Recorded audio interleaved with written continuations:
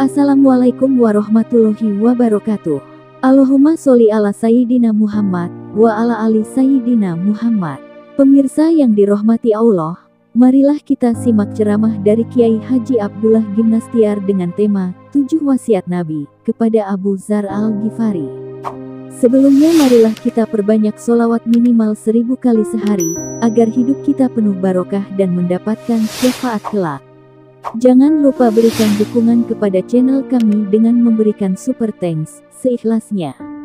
Semoga menjadi amal jariah bagi Anda. Selamat menyaksikan. Cinta ke makhluk, cinta ke benda bisa membuat buta tuli kepada kebenaran kalau sudah cintanya melampaui kadar yang diperbolehkan untuk makhluk. Nomor selanjutnya. Rubama kunta musian fa'arakal ihsana minka suhbatuka man wa aswa'u halan minka. Kemungkinan engkau berbuat kekeliruan atau dosa, maka ditampakkan kepadamu sebagai kebaikan. Oleh karena persahabatanmu kepada orang yang jauh lebih rendah akhlak atau imannya daripadamu. Ya, kalau kita berteman dengan yang maaf ya akhlaknya kurang baik, kita berbuat dosa juga bisa didukung. Atau ginilah, kita berkumpul dengan yang selalu tidak sholat. Kita sholat 2 rakaat aja atau sholat hanya 2 kali dari 5 sudah dianggap soleh. Padahal ini kan sebuah kemungkaran. Jadi kalau kita dengan standar akhlaknya belum baik, kita baik dikit saja sudah dianggap sangat baik. Makanya cari kawan yang standarnya lebih tinggi dari kita, sehingga kita terkatrol terus. Bukan tidak boleh bergaul dengan yang kurang baik akhlaknya, malah harus jadi ladang dakwah. Tapi kalau sudah menjadi sahabat karib, nah kita akan terwarnai. Ingat dulu zaman diuji popularitas, terlalu banyak gaul dengan pejabat, sehingga gayanya juga jadi gaya-gaya pejabat, termasuk tim sekretaris dulu, sekpim namanya ya. Jadi seperti pas pampers. Apa? Ya kan, pasukan pengawal presiden kan, pas pampers ya kan, disingkat pengawal presiden. Oh, berat standar yang salah bagi seorang yang berada di lingkungan pesantren. Harusnya seperti yang dinasihatkan oleh Rasulullah kepada Abu Dzar. Masih ingat 7 wasiat Rasulullah kepada Abu Dzar? 1. Cintai orang miskin dan bergaul dekat dengan orang miskin. 2. Melihat ke bawah kepada orang-orang, jangan melihat ke atas. 3. Silaturahim walaupun terhadap orang yang kasar kepadamu. 4. Katakan kebenaran walaupun pahit. Salah. 4. Ucapkanlah haula wala quwata illa billah. 5. Katakan kebenaran walaupun pahit. 6. Jangan takut kata-kata orang yang mencela di dalam berdakwah mengajak orang kepada Allah. 7. Jangan meminta-minta apapun kepada manusia. Minta ke Allah saja. Tahu bagaimana cara menghafalkannya? Mau hafal tidak? Dalam tempo 5 menit sudah hafal semua. Mau? Dan susah lupa. Mau tidak diajari ini? Agak sedikit nih ya. Makanya bergaulnya dengan yang tahu ilmu jembatan keledai namanya. Jadi kalau ngedengar 1 yang kebayang sapu, 2 yang kebayang kuda, 1 sapu, 2 kuda, 3 yang kebayang segitiga, 4 yang kebayang ketupat, 5 yang kebayang delima, 6 yang kebayang orang senam, 7 juju yang kebayang baju. 1 apa? 2, 3, 4, 5, 6, 7. Nah udah 1, 2, 3, 4, 5, 6, 7. Jadi caranya gini, menurut Rasulullah 1 harus dekat dengan orang miskin dan mencintai orang miskin dan dekat dengannya. Bayangkan orang yang sedang nyapu tuh orang miskin. Sapu, oh lagi nyapu, orang miskin nyapu, kita harus cinta kepada mereka dan dekat. Yang kedua, bayangkan kuda lagi nunduk, lihat ke bawah, jangan ke atas. Nah, lihatlah kepada orang-orang tuh ke bawah, jangan lihat yang di atas. Tiga apa? Segitiga. Ingat segitiga tuh nyambung, silaturahim, walaupun segitiganya kasar, ya. Empat apa? Ketupat, ucapkanlah la haula wala quwata illa billah. Ketupat kan dimakan, ucapan la. Membuat ketupat itu membutuhkan la haula wala quwata illa billah. Tidak ada daya untuk membuat ketupat tanpa izin Allah. Benar? Delima itu biasanya manis, yang ini pahit. Ketika mengucapkan kebenaran, pahit. Katakanlah kebenaran walaupun pahit. 6. Senam. Kita mendakwahi orang yang lagi senam, kemudian mereka tidak nerima, nggak apa-apa. Katakanlah kebenaran. Ulangi. Yang ke-6, jangan takut orang yang mencela ketika berdakwah kepada Allah. Yang ke-7, baju. Nah, jangan minta baju ke siapa-siapa, ya. 1 apa? Bukan sapunya. 1, kebayang. 2, 3, jelaskan. 3 apa? Sambungkan silaturahmi walaupun ya dia segitiganya kasar. 4, ya berbanyak ucapan la haula wala quwata illa billah. 5, ucapkan kebenaran walaupun pahit. 6, jangan takut celaan orang yang mencela dalam dakwah kepada Allah. 7, sudah apa? Sini, berdiri, harus bergaul, ya. Coba sebutkan 7 resep makanan. 1, sapu. 1, mencintai orang miskin dan dekat dengannya. 2, kuda, melihat ke bawah, tidak melihat ke atas. 3, segitiga, menyambung tali silaturahim meskipun orang bersikap kasar kepada kita. 4, ketupat, mengucapkan la haula wala quwata illa billah. Banyak mengucapkan la haula wala quwata illa billah. 5, delima, mengucapkan kebenaran walaupun pahit. 6, senam, tidak takut dicela orang dalam hal berdakwah. 7, baju, tidak meminta apapun kepada manusia. Alhamdulillah. Sudah maksudnya. Ya, Masya Allah. Tuh, tidak sampai 5 menit sudah hafal, ya. Sudah hafal? Nah. Ya, jadi kita justru kalau mau cari teman yang miskin, yang fakir, karena itu akan membuat hati kita lebih lembut, lebih banyak bersyukur dengan apa yang Allah berikan kepada kita. Benar? Dan orang miskin itu, kaum duafa itu doanya luar biasa. Kita ngasih 5.000 kepada orang kaya, tidak ada apa-apanya, tapi ngasih 5.000 kepada orang yang tidak punya uang, akan keluar banyak doa itu. Yang kedua, jangan lihat ke atas, kalau lihat tuh ke bawah. Punya motor, lihat yang baru, motor kita jadi jelek, benar? Pokoknya kalau kita lihat yang dikasih dunianya lebih, cenderung kita kufur nikmat, tidak mensyukuri apa yang ada, karena sibuk aja. Jangan suka iri sama orang lain, ya. Tiap orang tuh punya kapling masing-masing, dan jangan ingin seperti orang lain, gak perlu. Ingin tuh ingin jadi orang soleh saja. Tidak harus saudara seperti saya, karena tiap orang punya garis beda-beda. Ingin jadi orang yang disukai Allah, cukup, itu sudah cukup. Jadi apa saja, ya, yang disukai Allah udah selamat. Saya ingin ceramah seperti Agim terus niru, ya kan, ya kan, ya kan. Nurutan Agim, malah dikutuk oleh yang dengar, ya. Jangan, tidak usah ingin seperti orang lain, ingin jadi orang yang bertakwa saja sudah sangat cukup. Perlukah ingin jadi ulama? Tunggu dulu. Apa maksudnya jadi ulama? Kalau jadi ulama yang dalam pikirannya hanya diundang orang, ceramah, kesana sini, masuk TV, terkenal, dihormati orang, nggak usah pengen jadi ulama. Kalau ulama dalam pikirannya adalah sebagai aksesoris duniawi. Tapi kalau ingin jadi ulama karena dia orang yang takut kepada Allah, sehingga akhlaknya mulia, hatinya bersih, boleh. Yang ketiga apa? Sambungkan silaturahim. Kalau kita mendatangi orang yang sering ke kita tidak aneh, tapi kita mendatangi orang yang tidak mau datang ke kita itu bagus. Mendatangi orang yang bersikap tidak baik ke kita lebih bagus. Kan ada orang yang tidak datang ke kita karena tidak mau datang. Nah, kita baik ke ngedatengin orang yang tidak mau silaturahim itu bagus.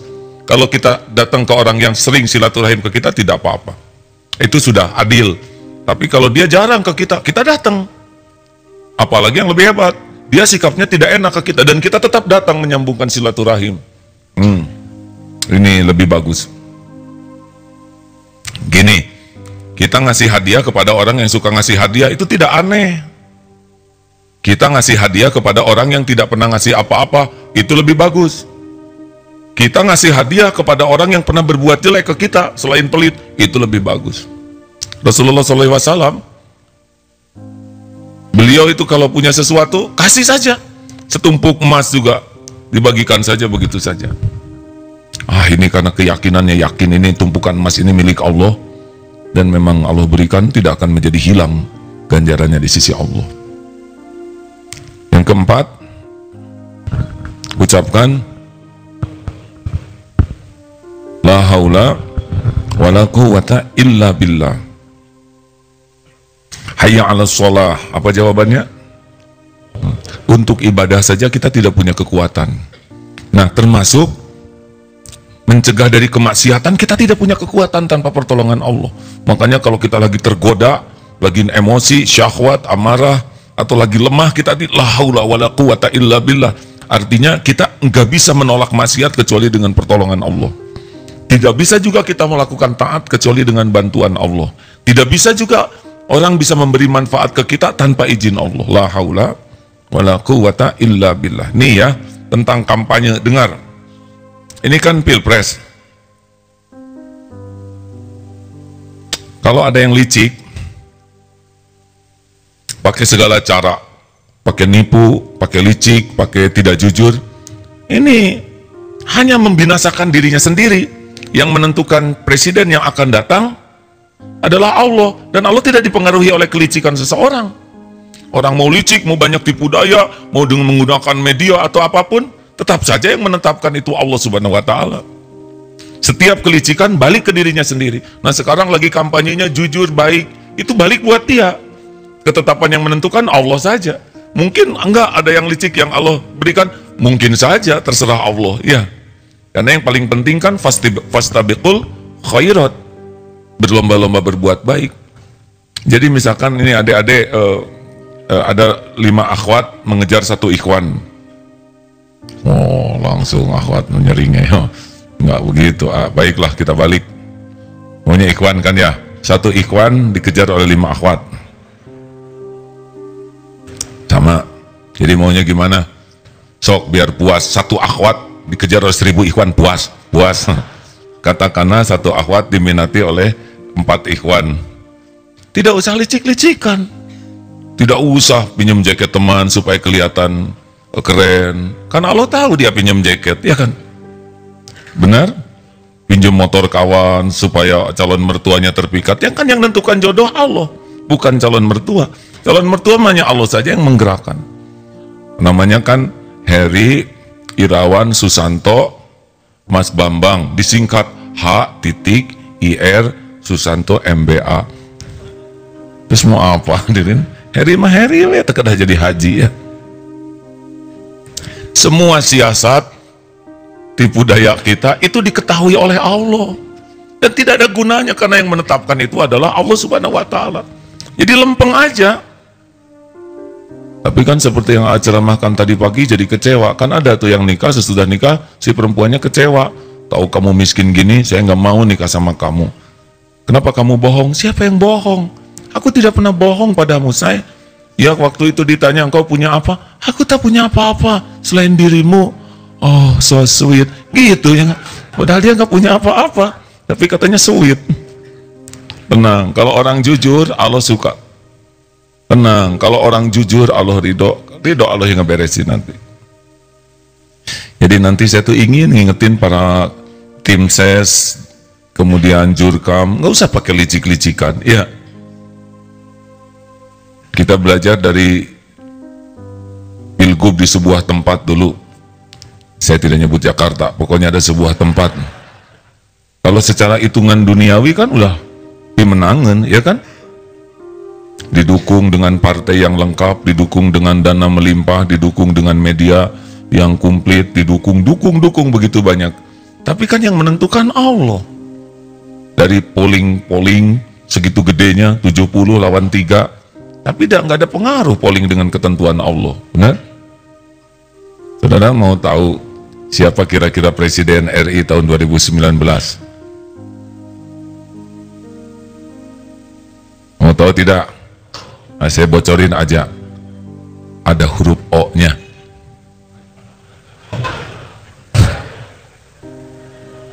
Saya mah bukan ngarang, hadirin. Itu kalau hidup, ya.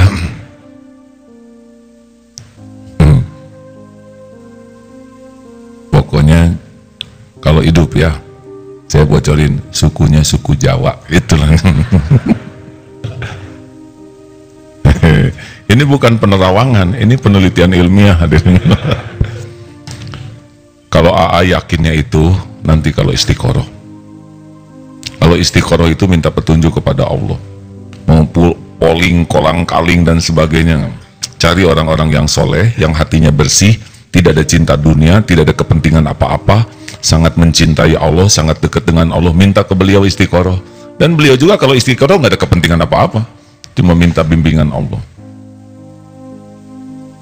Jadi jangan terpesona oleh dukungan dan sebagainya, dan enggak pengaruh. Mungkin tidak disukai ceramah ini ya, tetapi kalau saya yakinnya begitu. Jadi tidak perlu licik, lurus-lurus saja. Karena Allah yang maha kuasa. Dalilnya sudah sering dibahas. Tu'til mulka man tasya wa tanzi'ul mulka mimman tasya.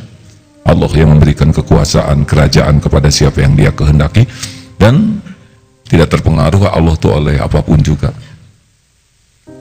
Lempeng-lempeng saja, hadirin.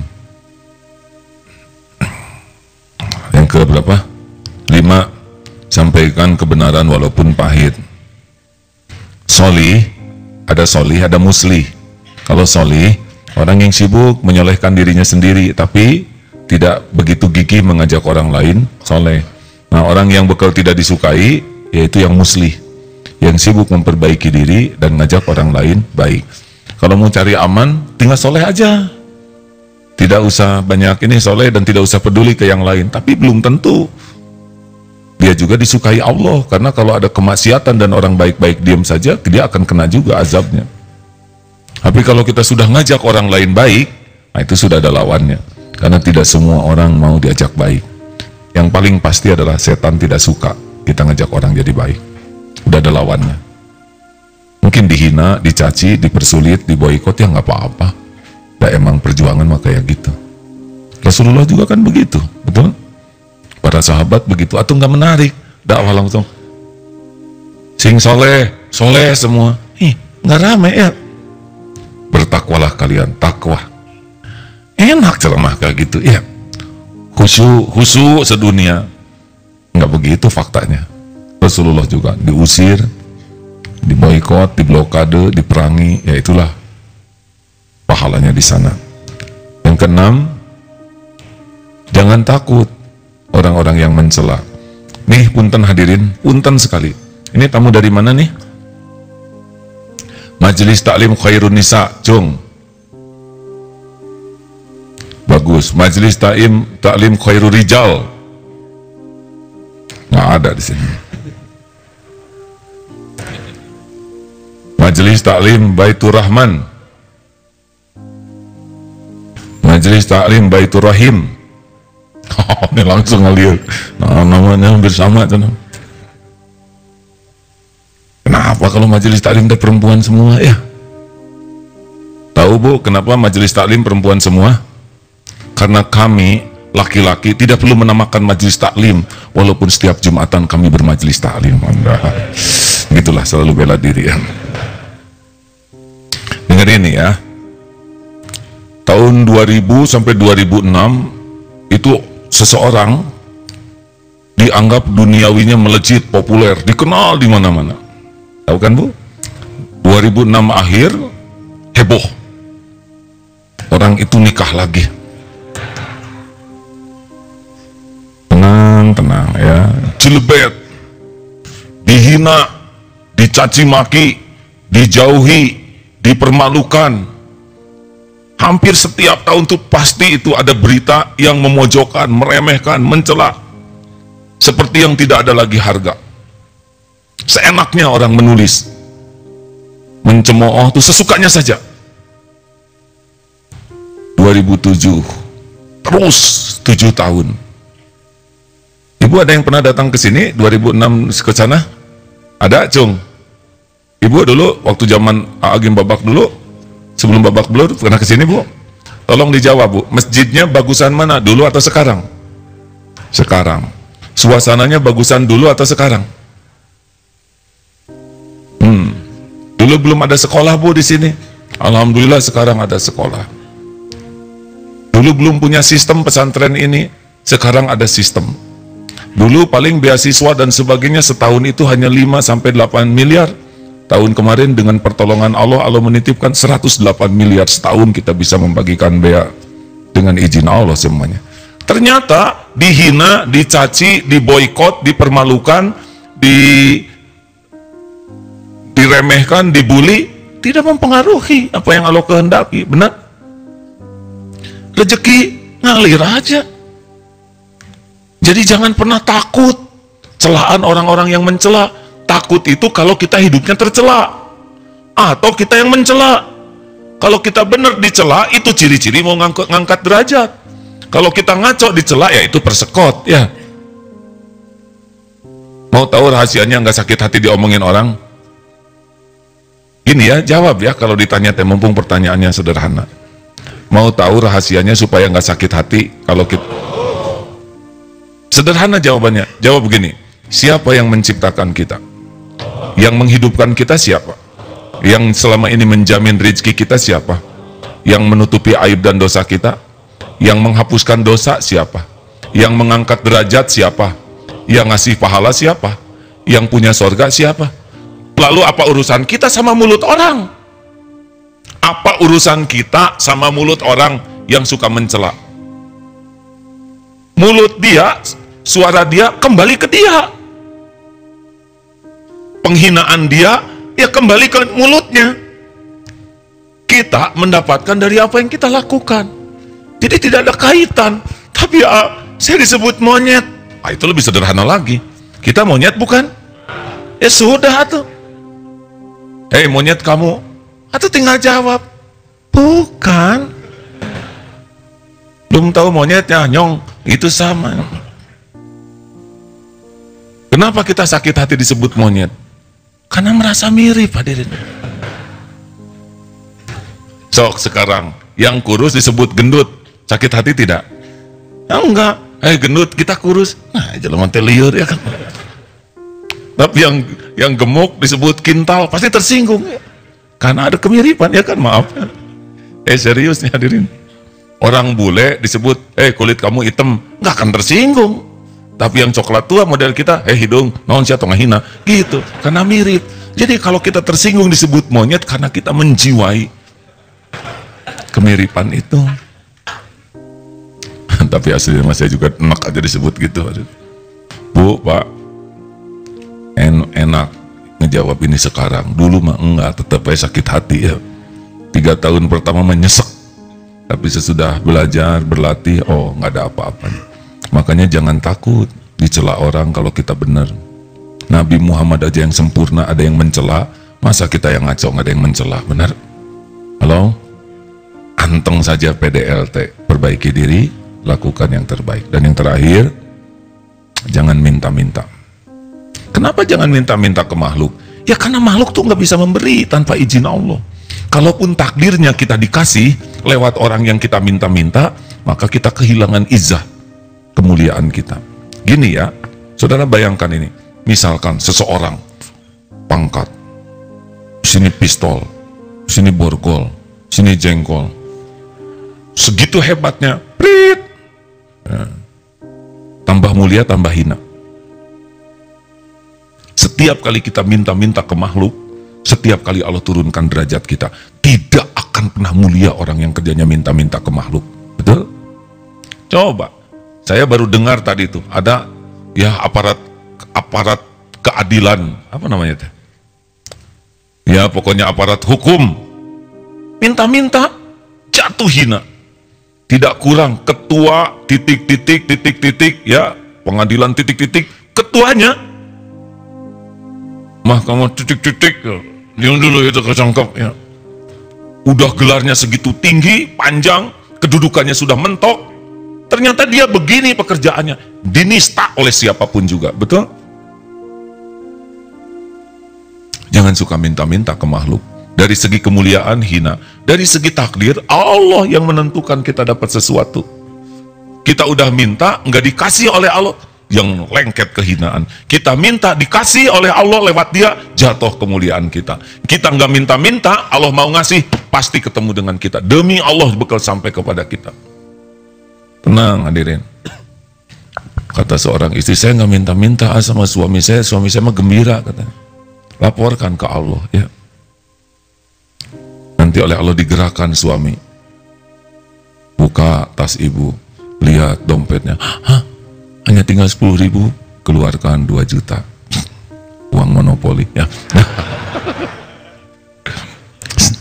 Apa susahnya bagi Allah ngegerakkan hati begitu? Betul?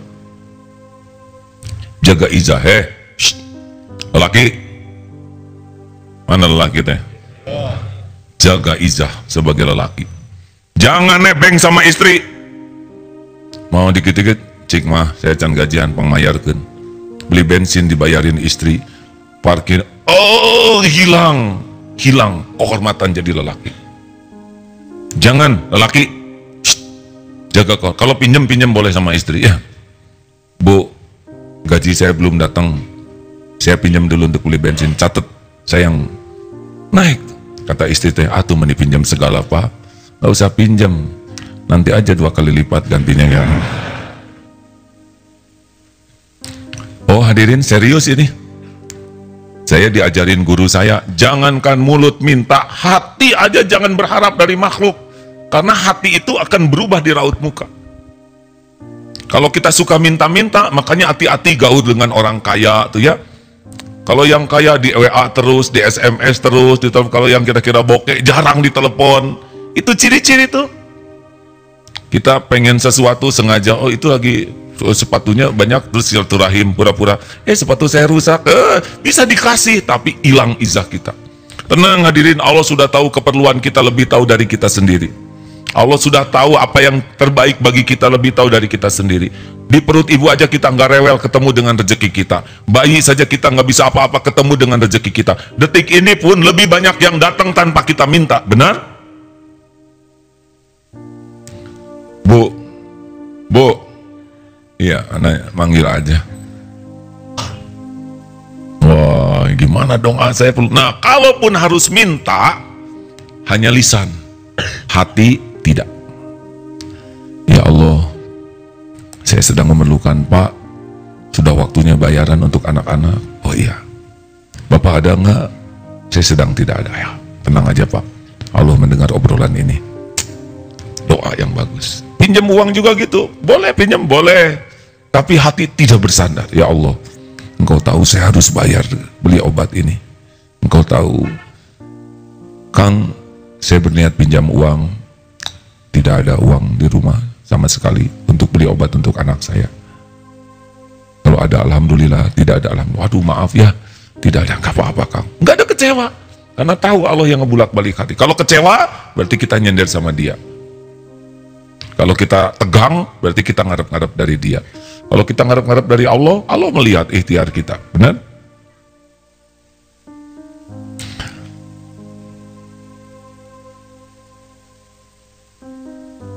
Usia berapa, Dek? 13. Boleh berdiri sebentar? Nggak apa-apa, kita ngobrol. Psst, malu ya? Ini aja lah lagi. Itu lagi bobo ya? Ya, kalau santri kecil-kecil deh gini disuruh berdiri, ini lagi ya. Usia berapa, Dek? 13.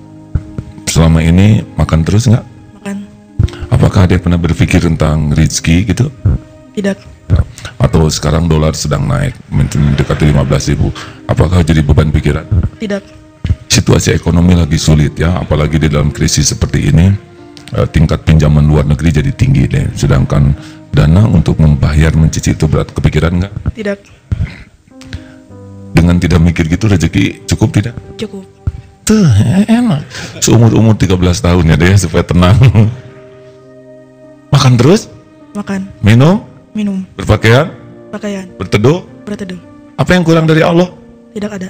Oh gitu. Duduk deh. Dari kecil 13 tahun. Nah sekarang saya sudah 57, mau 57 tahun.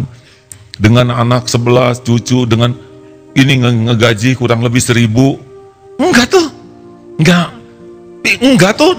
Ada sendiri semuanya. Gaji saya dari yayasan berapa? 3,5 juta. Mana cukup, benar tidak? Tapi dari rezeki dari Allah mah gak diduga, gak disangka lewat mana saja. Makanya jangan terlalu banyak mikirin duit, tapi mikirkan Allah yang membagikan rezekinya, benar? Tuh. Mana? Ada yang lebih lama dari saya? Bapak kelihatannya sudah agak lebih lama ya, kan? Pak, ngaku Pak, udah berapa lama Pak? Pak, Bapak yang pelat hijau muda, Bapak. Yang lain kan adek Pak. Assalamualaikum Pak. Waalaikumsalam. Bapak santri baru ya? Iya. Alhamdulillah. Siapa namanya? Amiruddin. Dari mana? Dari Pare-Pare. Oh, Pare-Pare. Usia berapa? 59. Oh, beda 2 tahun sama saya ya. Udah agak lama Pak ya. Hati-hati Pak. Tinggal beberapa tahun lagi ya. Ya, salah. 59 tahun rezeki ada Pak? Alhamdulillah. Cukup? Cukup. Banyak yang kepikir atau yang tidak kepikir tentang rezeki ini Pak? Rezeki yang Bapak nikmati ini direncanakan atau lebih banyaknya mah nggak tahu dari mana, nggak direncanakan, cukup aja? Enggak direncanakan. Direncanakan? Enggak ya Pak? Iya. Sama dengan saya kalau ketemu. Yes, nah. Aduh, hati-hati ya Pak ya. Tidak boleh salah tangan. Sekarang nyebut tauhid di potret disangka yang satu, ya nggak? Ada berapa keluarga gini sangka, repot sekarang gini. Hadirin sekalian, Bu, Pak, minimalisir berharap dari makhluk, latih terus. Karena Allah lah yang memiliki semua rezeki, menentukan setiap rezeki. Dan hati ini, maaf, Allah tahu hati kita. Kalau kita bersandar ke makhluk pasti gelisah. Tenang hadirin. Tidak ada yang tidak diketahui oleh Allah, dan tidak ada satupun yang bisa terjadi tanpa izin Allah Subhanahu wa Ta'ala, baik nikmat maupun musibah. Terima kasih. Ada pertanyaan silakan.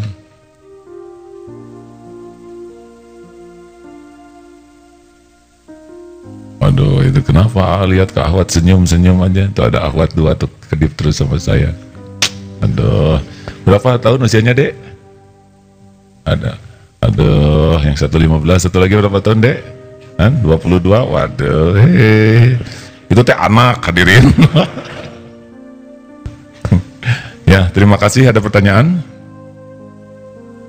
Kalau tidak ada kita akhiri. Ya, silakan Dek. Assalamualaikum warahmatullahi wabarakatuh. Waalaikumsalam warahmatullahi wabarakatuh. Saya Asep dari Bandung Barat.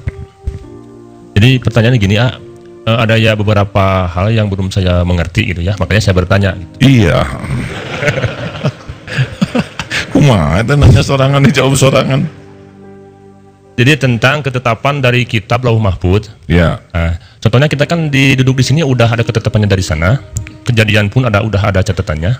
Nah, apakah catatan itu ada 2 versi? Maksudnya begini, kalau kita berbuat baik, maka imbalannya seperti ini dalam catatan itu.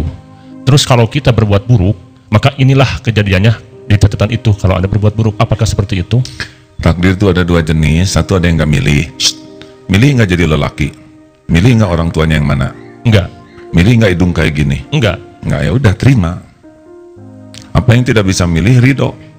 Ada yang lahir dengan bapak ibunya nggak tahu, terima. Karena emang itu udah episode dia. Pasti ada perhitungannya. Ada yang lahir tidak ada tangan, ada yang lahir tidak bisa melihat, terima. Nah, ridhonya terhadap takdir, faman rodiya falahu ridho. Nah, sesudah itu Allah menitipkan di hati kita, fa'alhamaha fujuraha wa taqwaha, mau berbuat buruk atau berbuat baik. Nah, hadirin, kalau kita memilih kebaikan, itu sudah mengalir takdir-takdir Allah lainnya. Wa may yattaqillah yaj'al lahu makhrajan. Kalau kamu milih takwa, takdirnya Allah akan memberi jalan keluar. Allah akan berikan rezeki yang tidak diduga-duga. Begitulah. Kalau kamu banyak istighfar, takdirnya Allah menurunkan hujan lebat, Allah berikan rezeki yang melimpah, engkau Allah berikan anak. Kalau kamu syukur, la in syakartum la azidanakum, Allah tambah rezekinya. Itu ngegaris tuh. Tapi kalau kamu mau kufur nikmat, wala in kafartum, ada juga garisnya gitu. Pagi-pagi mau sedekah, takdirnya bala ditolak. Tapi dalam ilmu Allah, kenapa saya udah sedekah saya tetap digigit anjing? Nah kalau nggak sedekah digigit buaya, ya kan?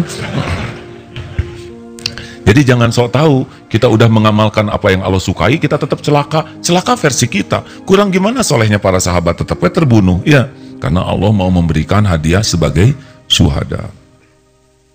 Gitu. Jadi sebetulnya jangan takut dengan takdir-takdir yang belum ada. Takut itu kita nggak benar. Niatnya nggak benar, amalnya nggak benar. Itu yang kita takuti. Karena itu akan bergerak nanti. Kita berjuang. Nih punten ya, kayak saya takdirnya sekarang benar-benar ini jadi dianggap kiai itu di luar dugaan deh. Nggak nyangka. Nggak nyangka saya bakal begini. Dari keilmuan, dari angka cukup untuk dianggap sebagai ulama. Tapi jadi ini nyata, bener. Nah tinggal pilihannya, jadi kiai yang ngajak orang ke Allah, atau kiai pecinta dunia. Itu pilihannya, ya. Kalau ngajak ke Allah, Allah nanti kasih garis-garis lain. Kalau saya ngajak cinta dunia, ada juga ujiannya. Makanya tidak semua ulama bakal masuk surga. Kan ada ulama su. Ada juga yang hafiz Quran. Ustadz Yusuf udah garisnya hafiz Quran sekarang. Tapi apakah hafiz yang takut ke Allah atau hafiz cinta dunia? Nah itu pilihan dari beliau. Tapi kalau kita udah berusaha baik, tidak boleh merasa ini baik hasil jerih payah saya. Nggak boleh. Misalkan kita udah berusaha taat dan jadinya taat, kita tetap kembalikan bahwa saya bisa taat adalah karunia Allah. Gitu. Jadi nggak boleh ngaku-ngaku kesuksesan itu dari diri kita. Tapi kalau kita berbuat maksiat, ini mau udah takdir, nggak boleh. Itu adalah pilihan saya. Nah itu nanti ada jalan untuk diampuni oleh Allah. Terakhir,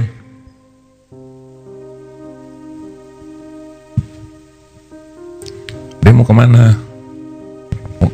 Mau nanya? Ya, tenang. Ya, silakan yang sudah. Ya.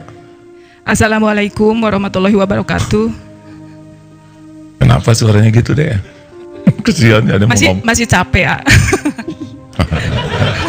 Coba berdiri deh. Silakan.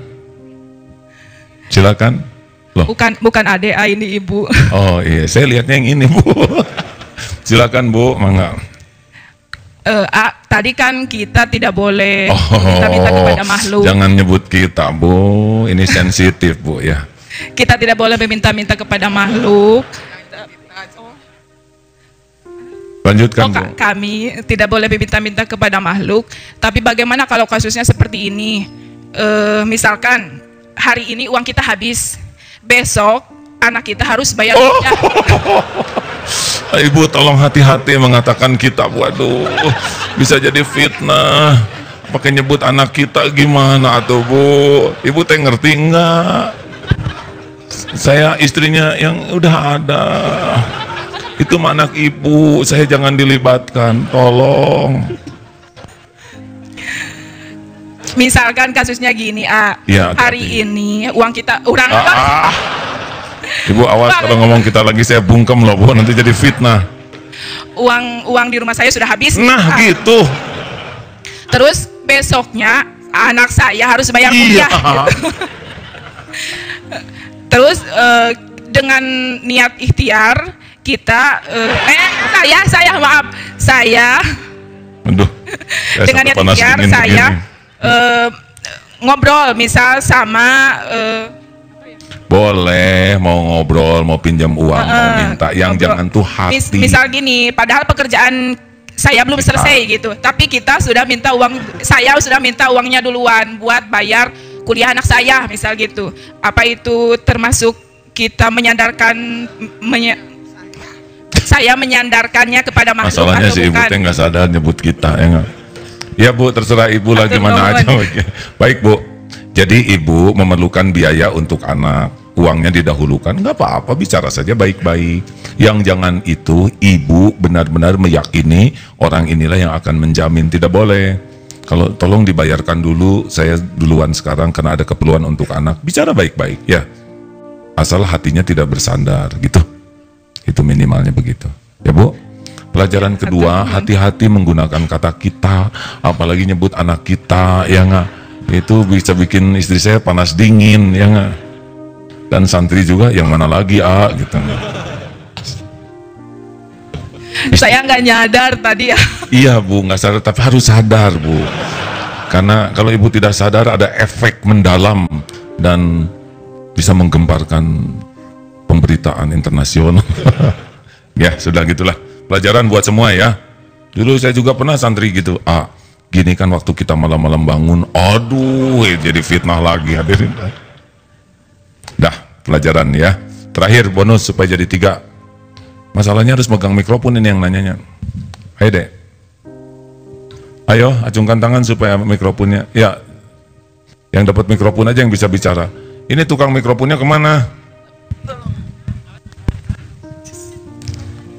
Saya Pak Ustaz.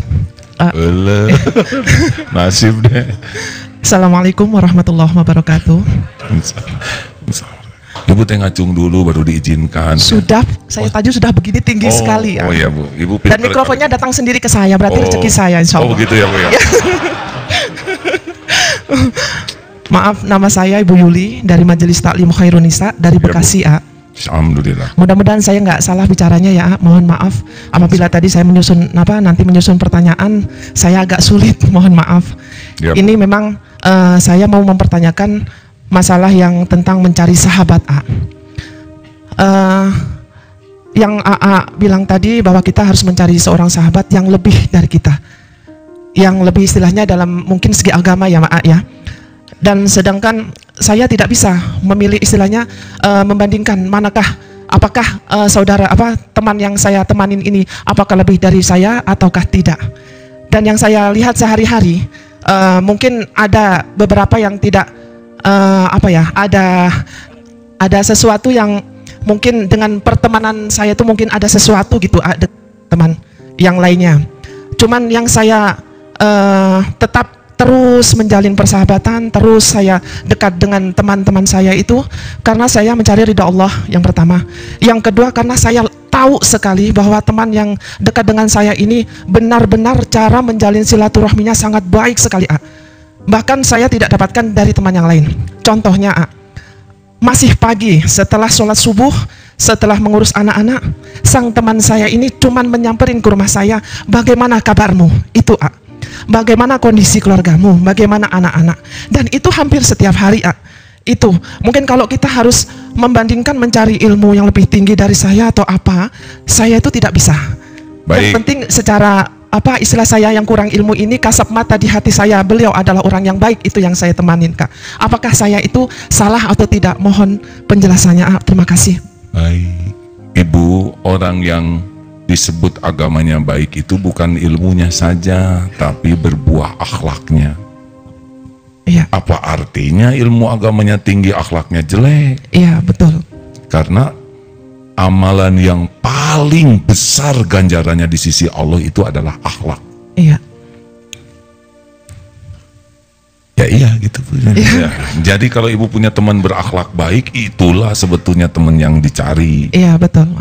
Walaupun dia tidak cerita dalil, tidak bisa menjelaskan dengan dalil, tetapi perilakunya sudah jadi dalil. Ya, itulah saya yang tetap bertahan, insya Allah.